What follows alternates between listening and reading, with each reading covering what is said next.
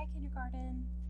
So I want to tell you about a story. So a very famous teacher once told me that you never want to put all of the toys out at one time for kids to play with. So if you have trucks and cars and action figures and dolls and puzzles and you put them all out, then the kid will play with a truck and then go really quick to the puzzle and then forget about that and go to the action figure. And it's almost too much at one time. But if you just put out puzzles and said, play with this puzzle, then a kid has all of these ideas that they could do with that one puzzle. Or maybe they have this truck and they spend that time really playing with that truck and they think of all of this cool stuff to do with the truck that they wouldn't have thought of before because they were distracted by so many things. So the reason I'm telling you guys this is that we do the same thing in writing. You want to slow down and just focus on one piece. So let me show you. So sometimes writers, you might look at the piece of writing that you did, and I'm going to show you the ones I just did yesterday or last week. And it was a show and tell item of my Knuffle Bunny that I did. And I think I did a pretty good job. So I might look at this and go, you know what, I'm done. Nothing else to do. Move on to the next.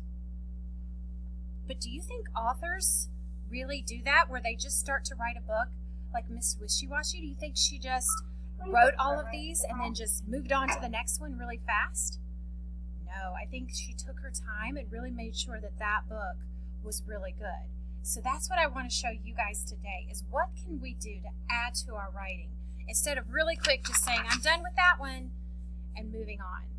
So let me show you. So writers, this is an anchor chart that we use in class and digitally to talk about what to do when you feel like you're ready to move on. And instead of just keep saying next, next, next every day, I want you to look at this chart. This is when we are done, we have just begun. So let's look at the first step. First, I want to add to our pictures. So sometimes I'll draw me and the tree, but I'll forget to add things like the sun or the dog. So I can always go back and add things to our picture. Let me show you some more ideas. Add to our words. Some of you are doing really good adding those labels, but you could try to add sentences. You could try to label more things. So always go back and add words. And this one, once you've done with one piece and you really feel like you've labeled, you've colored, you've added details, then you can go get a new piece of paper and maybe start a different writing altogether. All right? And then, of course, if you're done, you always go back and reread something you've done a while back, because sometimes we forget. And I want to go back and remember the book I had about the plant, and I could revisit that and reread it to myself to say, oh, I should have added this, or look how I did a beginning and a middle, and look, I need to add an end. So always go back and reread what you wrote. Okay? And then what you could always do, I know here we have table partners, so you can always talk to somebody about your writing and tell them, what did you write about? So at home, you could do that with your reading buddy. You could do that with your sister or your dog or anyone. You can tell them about your writing. Always show off what you've been working on. So writers, let's look at what I did last. I wrote about my Knuffle Bunny. And I drew and labeled, and I still have some more labels. I need to write about her nose and her eyes. But once I finished with my drawing, do I just put it away? No, I'm going to start thinking about what I could do. I could maybe turn over the paper and show you something else. I didn't tell you anything about where I put the bunny. I didn't tell you anything about why I have it. So let's think about that. So I always keep my Knuffle Bunny right up here on my shelf. So I'm going to draw that for you guys so that you can see, my writers, people that are reading my book can see where I keep it.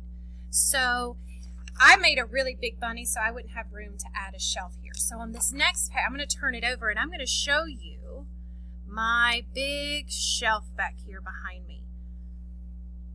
And and it's got these little square cubes in it.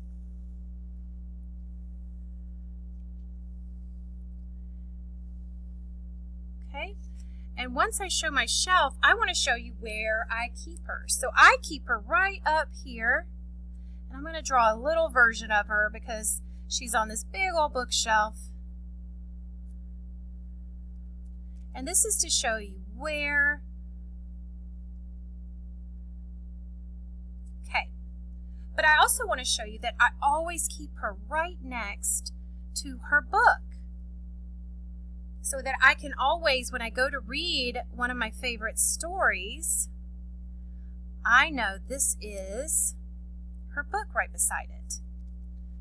Okay, I could show you that I always sit right here in front of, this is my table, and this is my chair. So of course I need to draw me, right? So I'm going to show you that I'm sitting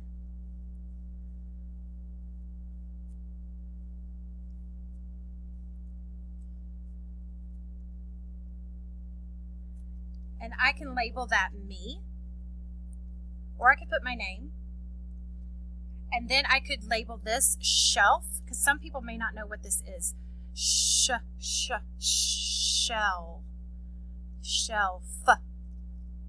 Okay, I could label other things around the room that I have around her. So I have, if you notice right here beside her is Pete the cat.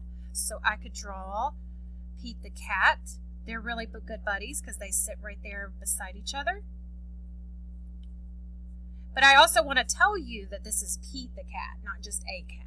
So I could write Pete, and I could show that I have Pete's book right here.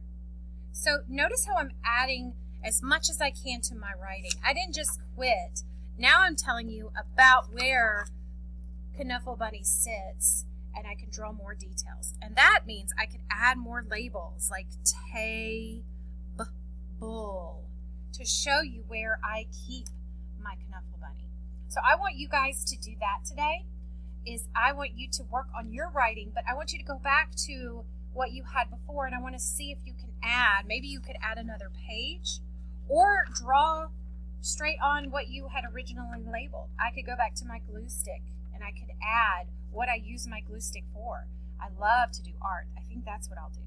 So go back to an old piece, and I want you to add as much details and as many words as you can to your writing before you start a brand new piece. So before we go, I want to show you really quick. Remember our show and tell anchor chart? So the first thing we do is look and think. Think about what you're going to draw or write about. Then you start drawing. I always have the thing right in front of me so it helps me draw. And then you start to write. That's when you're starting to draw labels and sounds and things that you hear. And the last one is brand new.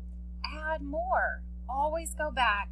There's the bunny, but now the person drew them, and they show that it's in the bed, and it must be on a shelf above his bed. So I can see a lot of details there. So always add more to it. All right, guys, good job. Enjoy your writing, and I can't wait to see all the details that you're putting together for your show and tell. Bye.